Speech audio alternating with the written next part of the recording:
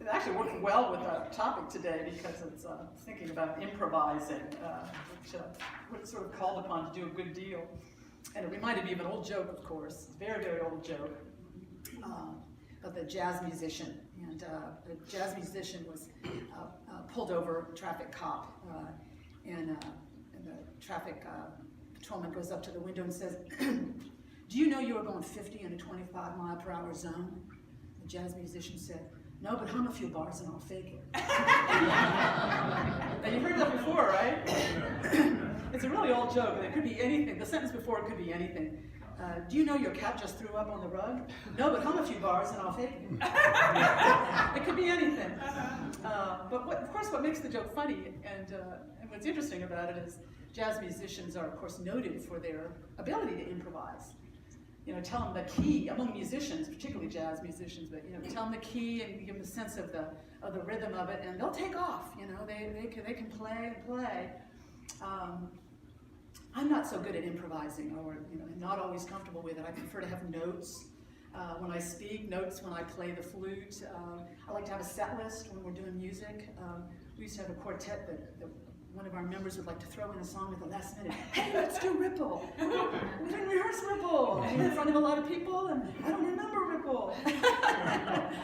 Improvise. How comfortable are you with improvising? Our comfort level, I think some of us are a little more comfortable than others. I remember taking years ago, I lived in New York City for about a year after college. Just wanted to experience big city life. And of course, New York City's a mecca for actors and, you know, directors, you know, people, you know, drawn to the arts in general. And so I took an acting class while I was there. I was in my early 20s. It was something everybody was doing. Some acting teacher was supposed to be very good.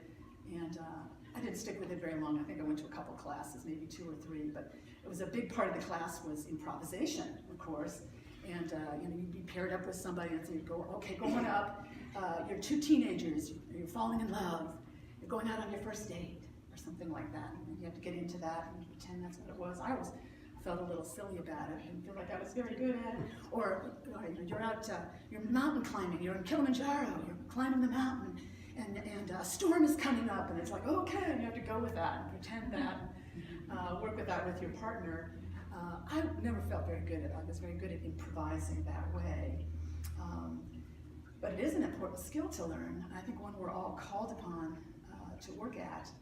The word improvise means to create spontaneously, without preparation, to make or invent something from whatever is available. We have a lot of idioms for it in English. To make it up as you go, make it up, play it by ear, or here's another good one, to wing it. Means you're just going to try to make it up spontaneously as you go along. How many of us have had to do that? Yeah, it's kind of life, isn't it? It's kind of like life. We don't always like it. It means we have to move ahead uncertain and unprepared. That's kind of what it means to improvise. And very often, we would really rather have some idea of what to expect, wouldn't we? We'd really rather have some reassurance we're going to be okay, we have a pretty good idea what we're facing, have some plan for it. But, you know, the kind of bad news is life doesn't work that way. Life gives us the unprepared quite often, and we have to kind of go with that. We have to go with it. It's impossible to prepare for. Unexpected things happen all the time. And this is in all our lives and in all our dear ones' lives. Things come up, a sudden diagnosis, and all of a sudden you're dealing with some kind of a health issue. A job all of a sudden disappears. And you have to kind of, you know, get your bearings and find new employment or a new place to put your energies, a new way to support yourself. Someone you love passes on, and you have to find a new way to, a new life as you move past that. We're winging it and feeling our way and playing it by ear a good deal in life. So I think it's a really helpful thing to reflect on. What do our spiritual teachers tell us about how to improvise? Is there guidance for that? Are there ways that we can do it more effectively? I think there are, and I think there are some rich spiritual teachings to guide us in that too. You know, the gospel accounts in the Bible, the gospel stories of Jesus and his healing, teaching ministry, they show that people then were pretty much like people now, who would kind of like to have been prepared for what's to come. How am I going to take care of my family? You know, how am I going to provide for them with food and shelter? How am I going to keep my family safe and provide for us? Jesus' advice to them, look at the birds of the air. They neither sow nor reap. Consider the lilies. I've always liked that line. Consider the lilies of the field. They don't struggle, they don't strive, and yet they're provided for. So his advice was, do not worry, saying, what will we eat, or what will we drink, or what will we wear? But strive first for the kingdom of God and his righteousness, and all these things will be given to you as well. And where did he say the kingdom was? Within us. The kingdom of God is within you. So what is he saying? He's saying, don't worry about all the details out here. Keep your focus on your God connection, that kingdom of God in you, that where you know you're connected to something deeper, a higher mind, higher intelligence, a greater power, a deeper peace. Keep that and make that your priority, and the rest will flow from that. The guidance will come, the support, the supply will come. Make your God connection the first thing. He gave that same advice to his disciples when he was preparing for them to go on after his death, sending them out into the world like sheep among wolves, he said, knowing it was going to be challenging. They couldn't be prepared. It was very uncertain how they were going to carry on in this healing teaching work. And he told them a similar advice. Take no gold or silver or copper, no bag for your journey. Go out all unprepared, all unprepared. And if you get yourself arrested or persecuted, he says, when they hand you over, do not worry about how you are to speak or what you are to say, for what you are to say will be given to you at that time. For it is not you who speak, but the Spirit of your Father speaking through you. What you are to say will be given to you at that time. That's kind of a strong teaching there, I think. Not in advance. We don't get that in advance. We get it as it comes, as we have need of it, kind of moment by moment, at that time. And I bet they kind of thought, gosh, I'd really rather have a better idea what to expect. Can't you give us a little more than that? But no, even then, as now, we can't prepare for life in that way. We're going to get the unexpected. So the teachings are, the promise of Scripture, we're capable of carrying on, of going into any circumstances unprepared, uncertain, and we do have all we need by virtue of that God connection in each one of us. And as we turn to that and let it guide and direct us, we will find we have what we need at the time. So how do we improvise well? Kind of trying to take that spiritual advice to heart. How do we improvise well? I think it's really basic steps. I came up with just a few here. And as you think about it, you might come up with others as well. But it begins with showing up. We show up. In a time of uncertainty and confusion, not knowing what to expect or what the heck we're going to do, we commit to show up. It's like in that acting class, you had to get out of your chair and take the stage. Even if you didn't want to be on Kilimanjaro or acting like a teenager in love, or even if you weren't into it at all, the play, it'll come to a screeching halt. Our parts are all needed.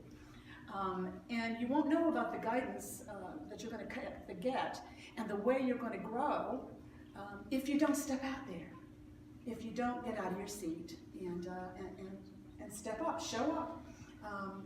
The trust builds and the deeper awareness of there's guidance available to me as we step up and trust. It's kind of like those trust things, tests we used to do. I remember going to one at Josephine, what's that, Mary Orton camp down the way? Any of you go there ever? And they do all these trust exercises where you had to fall backwards and people would catch you, or you hit on these ropes, and it's because we need a little encouragement, I guess, to step out, to trust a little bit.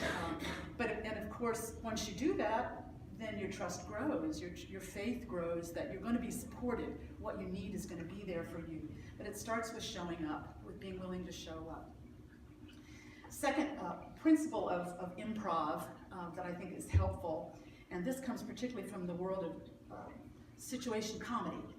And I might have mentioned this before. Something that comes back to mind often It was a teaching about the improv principles in situation comedy from the master teacher Tina Fey. You all know Tina Fey? And she was talking about a principle of improv, like the kind of comedy she does often, which is kind of a sketch, comedy sketch. She calls it the yes and principle. Yes and principle of improv, which is whatever you're given, like you're mountain climbing, or you're in the middle of the ocean, or you're on a deserted island, you know, with only one other person and nothing but alligators all around you, or whatever it is, you know. Whatever it is, you say yes to it and you go with it. I mean, that's a principle of that kind of comedy. If an actor isn't willing to go with it, the scene dies and it doesn't go anywhere. You know, it's you have to say yes. So whatever's going on, you say yes to it, and then you build on it. Yes? And there's a storm coming in, and we see a boat on the horizon, and you know, or whatever it is, you build on it, and it propels the story along and the energy, and more guidance comes as you go. So the yes and principle. I think that's a great principle for navigating through the confusing times in our lives. Sometimes we waste a lot of time kind of not wanting to go with the flow, resisting it, questioning, why is this happening to me? This shouldn't be happening, being angry about it, refusing to you know, accept this is what I have to deal with now. We get stuck there, don't we, sometimes? There's a lot of reasons we do. And I think this principle is helpful. It's like a principle of non-resistance. Okay, this is what's happened. Not wild about it, but this is what I'm dealing with. I say yes. Now, how am I going to build on that? This is going to be my next step. I'm going to do this, I'm going to do that. Here's an idea, and we go with that. The ideas pop more when we get out of the resistance mode and when we're open. I think that's what that principle means to me. It doesn't mean, yes, I'm wild about this, but it means, yes, I'm aware this is what's going on and this is what I'm dealing with right now. And I have the creative choice of what I'm going to do next. What's my next step? How am I going to build on it? Mr. Rogers gave some wonderful advice in this situation when we're going through an improv too. He said, watch for the helpers. Watch for the helpers. Because that's part of how the guidance comes too. In the midst of these murky improvisational times where, you know, we're facing something, okay, we're accepting that this is going on, we're open to ideas on how to build on that, what to do next. Often guides will appear, mentors, guidance, direction, inspiration, encouragement will find us. The helpers could be people around us in our communities, could be somebody in a book who presents us with an idea that's just what we need at the time. Be alert for the helpers. Be intuitive. And again, as we move through this, yes, and building on it, ideas coming to it, our trust builds day by day. We realize there's guidance coming to us. God is with us, and we can trust it. We can trust it. We have a wonderful songwriter in our midst. You did a Harold Payne song this morning, something wonderful. Was a masterful songwriter. Harold Payne visited this church a time or two. Has a gift for songwriting on the spot. It's one of his particular gifts. He'll take an idea or two from the audience and write a song just like that. And of course, people will try to give him the craziest things they can think of, like iguana. Okay, go. and he would. His mind was just so quick. He'd go, oh, I love the iguana because I wanna. And, you know, and in no time at all, he's got a song. It's amazing. He didn't get there overnight. He got there by standing up, all unprepared and uncertain, with his guitar and saying, "Okay, what are you going to throw at me?" And he doesn't talk about that on the gift of spontaneity. Your trust builds as you put yourself out there and show up and be ready to receive and say yes to whatever comes at you and build on that. The ideas come, and the more you trust that process, the more readily they come, the better we get at improvising. Here's the third one that I think is also a wonderful bit of guidance from improvisation. Remember your through line. I don't know whether that's a term that's familiar to you, your through line. It's an acting term that comes from, it was coined by Konstantin Stanislavski, which is a pretty famous name, I guess, in acting coaches and so on. He had a whole Stanislavski method, I think, of improvisational acting. Some of you probably know more about this than I do. But the idea of a through line is that actors should know what their objective is in any scene. I think sometimes they use the word motivation, what your objective is in any scene, as well as that the line of thought that leads from one objective to the next.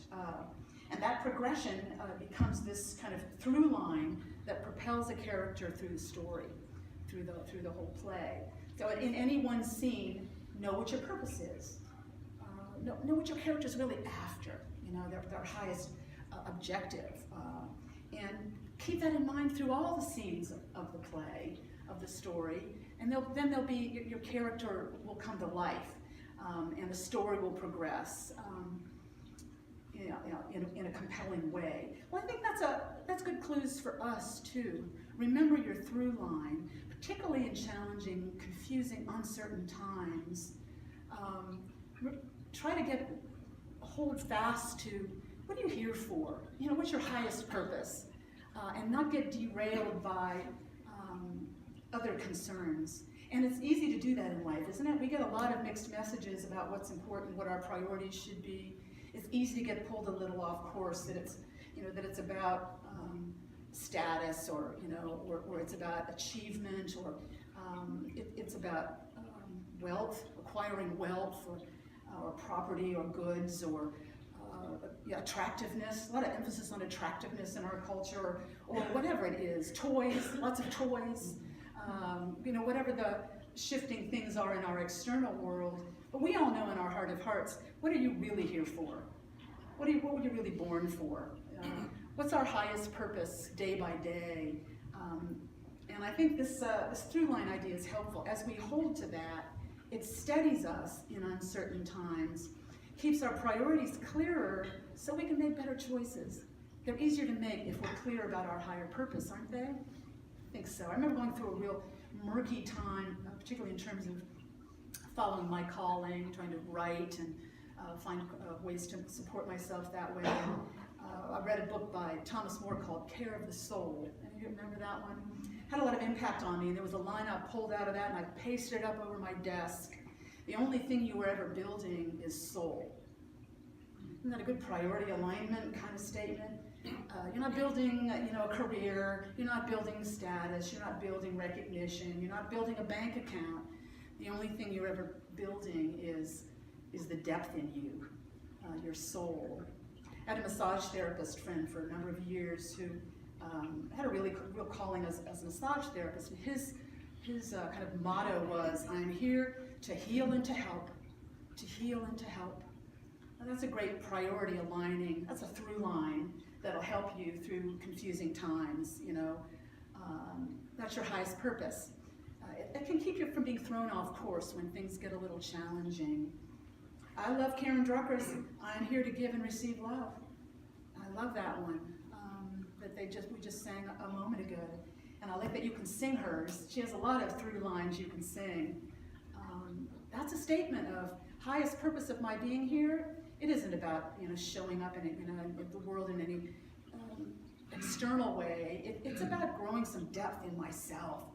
It's about letting that love of God flow through me, and so that I can be a blessing to others as well as to myself. I am here to be a channel of divine love.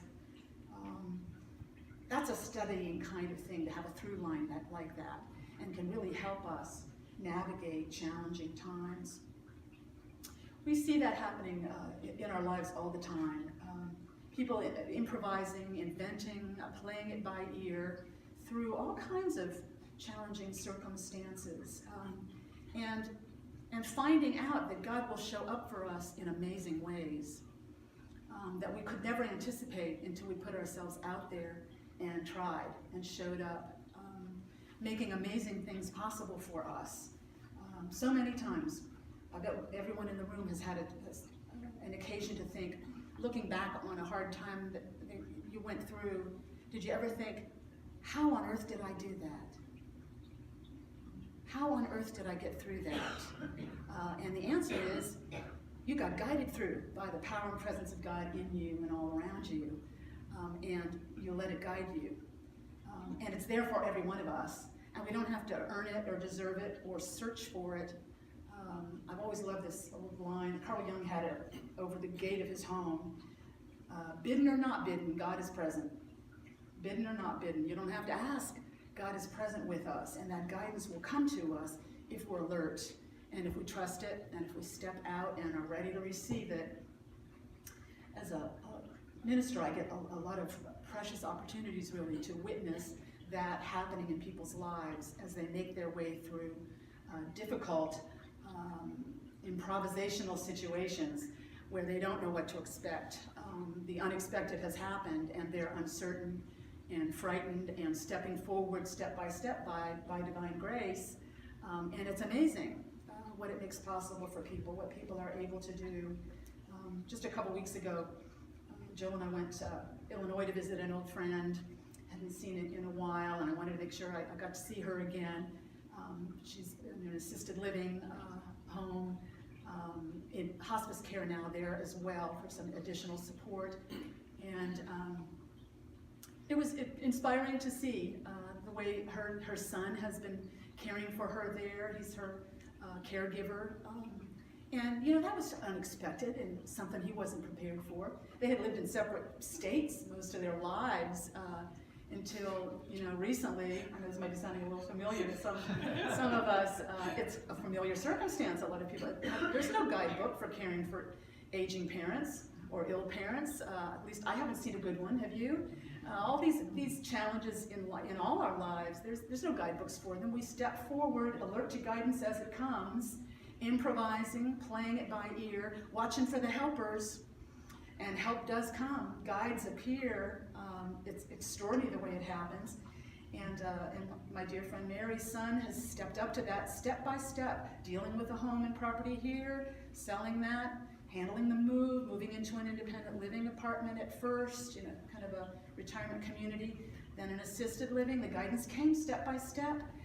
Yeah, you say yes to, okay, there's some work going on here, we need a little more help. That's what's happening, I accept that, and we build on that. So we get some more care in place, so we're gonna bring hospice in now. Okay, build with it. The guidance comes as you have need of it, just like Jesus said. Not in advance when we'd like it. We don't get that guidebook, but as we have need of it, it comes, and we find ourselves making our way through challenging times, improvising our way, guidance coming as we need it, unfailingly, to get us through so many things. We are amazed how we have managed the unmanageable. We can't make life predictable, and we can't avoid the unexpected, but we can trust that we have all we need to get through the confusing times if we let God be our through line in some way, if we keep our eye on that higher purpose, and if we are courageous enough to show up and trust and let that guidance come to us as we need it, moment by moment. So here, I have kind of a lengthy affirmation today. I might have to do it in parts. Want to join me in it? Give it a try. With divine love as my through line. With divine love as my through line. I am a skillful improviser. I am a skillful improviser. I make my way through life's changes. I make my way through life's changes. With ease and grace. With ease and grace. Oh, I like that. Let's take that affirmation into prayer for a moment. Ease and grace we move through life because we know that power and presence of God is with us unfailingly. We are never alone. We are never disconnected from it. And as we step forward with courage and faith, that guidance, that wisdom directs our steps. That love flows through us. That wisdom comes to us, enabling us to make wise and perfect choices, moment by moment, day by day. How grateful we are that God is with us at all times and in all circumstances, and we are grateful His. Amen.